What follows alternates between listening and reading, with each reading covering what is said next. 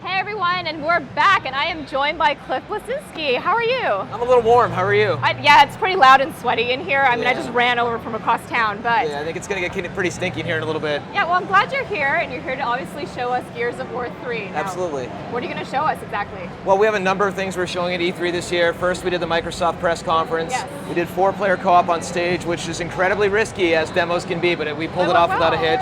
Yeah. Went very, very well. Everybody seems to really be enjoying the demo we gave. We have a new type of enemy called the Lambent. Yes. They're born of emulsion, and they're these kind of dynamically mutating creatures. We have more foliage in the engine and god beams and a newer lighting model, so the engine looks better than ever. We have a chainsaw bayonet, kind of the retro version of the Lancer. You can kind of run at somebody and stab them and pick them up. A digger launcher, which is an underground kind of grenade attack device. We also have beast mode, a lot of cool stuff in the game. It has a lot of new stuff. It's more diverse, and instead of walking through like crumbling cities, you have like the whole green landscape this time. I mean, previously in Gears it was this kind of European destroyed beauty vibe, right? And like we decided, like, you know, we haven't seen a lot of foliage in the environment. So all the warm thing was cool from last time, that belly and all that. So that was kind of different. I mean, we had a lot of cool environment, but I mean, one of the things about Gears 2 that I actually think was one of the negative elements is the fact that the game was very, very linear in regards to the paths. We want to bust that more wide open with Gears 3. We have 4-player co-op, as we've mentioned, and you kind of need more flanking opportunities. It needs to be a larger kind of combat bowl, so it's less of a linear cave or corridor this time around. All right, cool. So, what are we going to show off first? Let's jump into some footage. Yeah, we got some footage we're firing up here. I know we are showing off beast mode, but we also have some footage of our E3 demonstration. Can't quite see it right here. Is it rolling up at some point? I'd love to actually give a narrative here. So we can kind of... Yeah, I mean, it starts with Marcus Phoenix and Delta Squad. They were going to this old fort known as Anvil Gate, and they get ambushed along the way. Their truck winds up getting knocked over, and we're kind of waking up with this, no, Marcus moment. We spot a savage locust. The locusts have gone feral now that they've been driven out of their underground hollow. We have an execution where he's actually beating a poor cog to death with his own arm after he tears it off.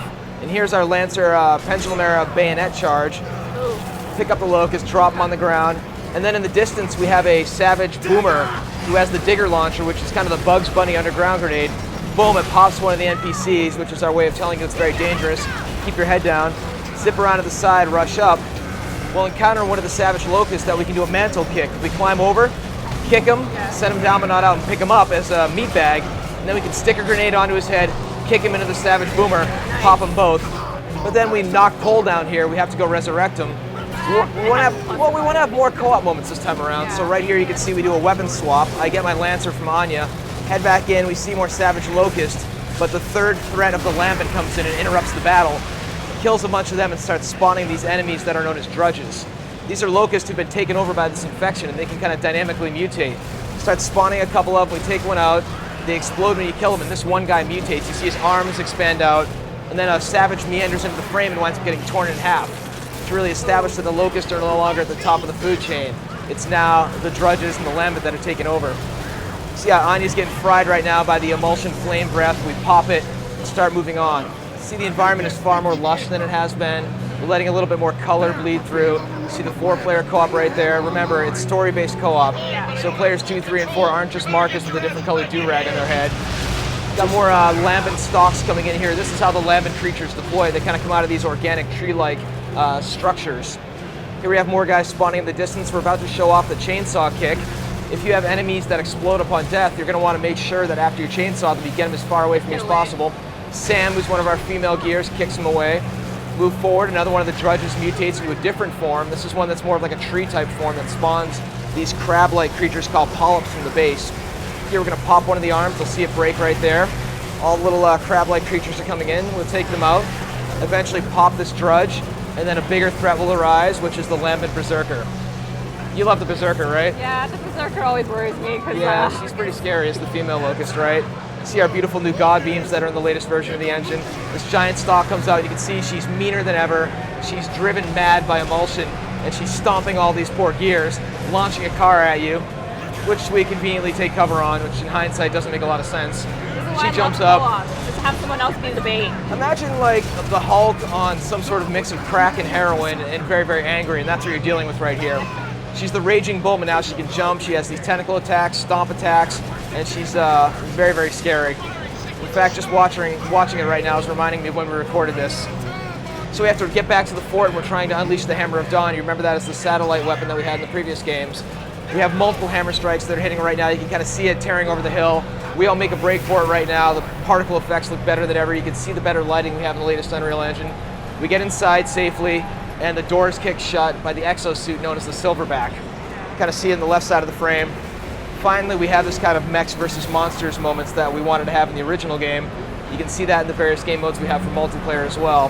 The full squad right there, male and female gear standing shoulder to shoulder. And then, no, we did not in fact fry that bitch. She's gonna jump over and give us an earful about what's going on. I think it's one of our favorite E3 demos we've ever done. It's really packed to the gills with moments. It kind of gives you what Gears 3 is all about. Wow. Plus, it's a little violent. It's all a great way to kick off. Yeah, we had fun. We had a blast doing it at the Microsoft press conference. Oh, that's great. So now there's a couple of female gears now. So what's Anya's story? You know, she's usually feeding us info about the Hammer of Dawn. Yeah, Anya was kind of the classic back at the base dispatcher, you know, finger in ear, what's going on over here. And since Jacinto fell, it's been a rough 18 months. And she's kind of a tough as nails gear now. And she can basically hang with the other gears as well. Right now you're seeing footage of Samantha Byrne, who's one of the other female gears. Yeah. And we really want to take female characters seriously in this game. You know, I love characters that are sexy and Tomb Raider and things like that, but that really didn't make a lot of sense for the Gears games. You notice she's not half naked, she doesn't have a giant chest, she's very modestly proportioned, which is something we really wanted to focus on for the game. And so you see that kind of footage from her perspective, then you get to fight alongside with these other female Gears. But the flip side of that is that they can get executed just as well as the males can, so keep that in mind. She can chainsaw kick with the best of them, right? It's really, really refreshing to actually see females in the battlefield. Originally it was males for a while, and now you actually see them, you know, kicking butt. And being just as brutal as the men can be, right? I mean, they're almost just as wide, but yeah, I kind of get tired of seeing the same back of the head with the big shoulders. And... One of the new characters we have is Jay Stratton, and he has these great cornrows in his hair. Okay. And when you play as third person, you can really see them modeled out in 3D detail, and it feels really, really cool. He's a great character. He's actually voiced by the rapper Drake. We recently announced that. Oh, nice. So when we first envisioned the character, we're like, oh, I bet he has a voice kind of like Drake. And we're like, why not just cast Drake as the character? That would make a lot of sense, right? That works. So that's cool. We also have a new Beast mode that's coming up as well. Okay, yeah, let's check that out. Yeah, so we have tell some. us more about, I think we should have some footage for that.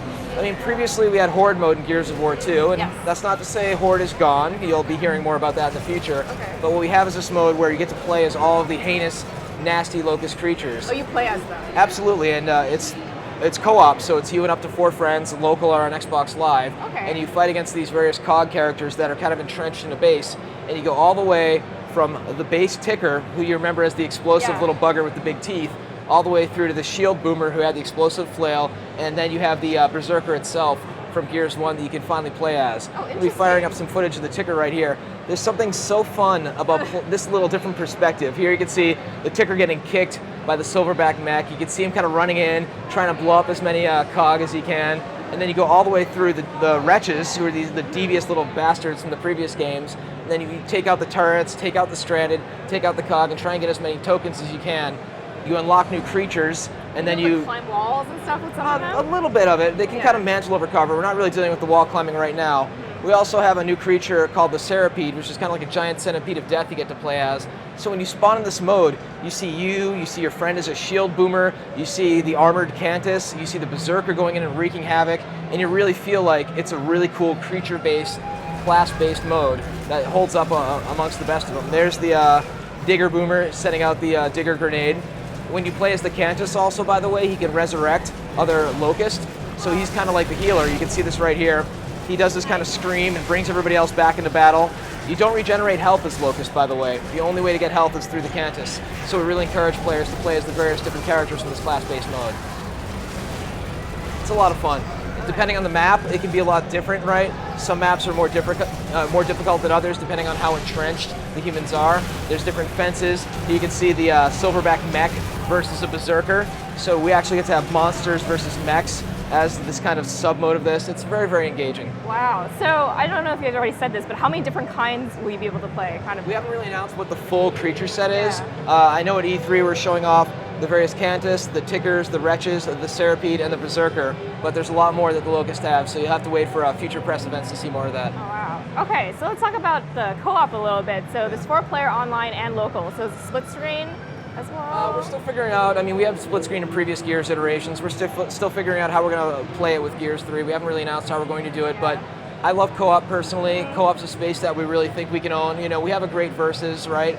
But co-op for Gears, we have 4-player story-based co-op. We're going to have a new Horde mode. We have the new Beast mode, and you just want to team up with friends and have a lot of fun, and that's really what it's all about. No, that's why I like Gears. So can you talk a bit about the story? We know it's like the trilogy, and it's kind of wrapping things up. So how is it set up? Like, how does the game start off? Well, at the end of Gears of War 2, they sunk Jacinto, as I mentioned, and at the end of the credits, if you hung around, you actually heard a message from Adam Phoenix, who was Marcus Phoenix's father. Well, this time around, Adam is actually contacting Marcus, and he's being held somewhere against his will, and you don't know. Marcus is kind of sent for a loop with this. He previously believed that his father was dead, and imagine if your dad had been dead for years, and then all of a sudden you get a phone call from him. It's like Twilight Zone type stuff, right? And so this mystery starts to unfold about what's really been going on all these years in regards to this war. And the thing to keep in mind with this is not only do we have the planet being torn apart, we have this new threat, but we also want to have personal moments for the various characters. Dom went through a lot in Gears 2. He had that whole situation with his wife Maria. It did not end very well. He's kind of a broken man now. I saw the beard. He has there's some sad look in his eyes. Nothing says apathy like a beard. Well, maybe if you're a hipster, but he has that like sad beard. He has the Maria tattoo that's been updated with the angel wings, right, since she's gone. And he has his nice moments in the game where he kind of, I don't want to spoil it, but some interesting things happen for him as well as the Coal Train. We get to see some things about Sam and Anvil Gate that will be kind of tied into the various books that Karen Travis is writing and coming up, and more personal moments for Marcus as well.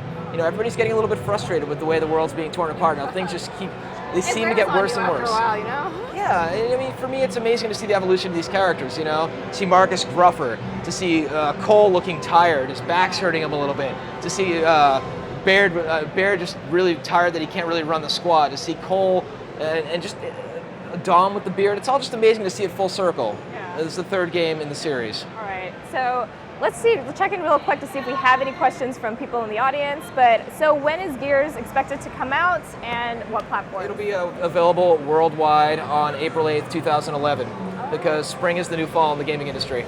That is true. Well, thank you very much for your time, and thanks for coming and showing us Gears. It's great to be here. All right, next up we have an interview with Rage, so let's check it out.